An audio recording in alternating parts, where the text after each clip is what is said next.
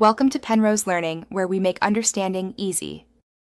In this video, I will explain how to fix your Honda Civic AC. First, let's check some common culprits. Listen for the AC compressor clutch engaging when you turn on the AC. Next, locate and inspect the AC fuse in your fuse box.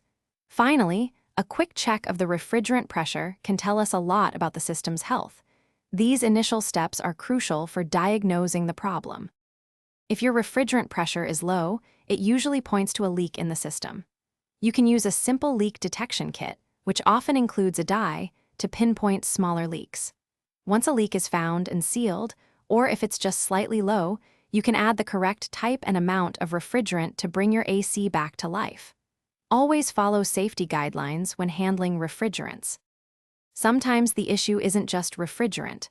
A faulty AC compressor relay can prevent the clutch from engaging, so test it. Also, carefully inspect all the wiring connected to your AC system for any signs of damage or corrosion, which can interrupt electrical flow.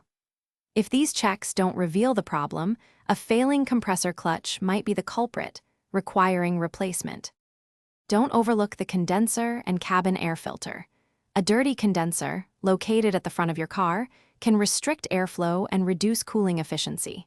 Gently clean its fins. Also, a clogged cabin air filter can severely restrict airflow into your car's interior, making the AC feel weak. Replacing it is a simple and effective fix for better cooling. Thanks for watching. If this was helpful, leave a like and consider subscribing. See you next time.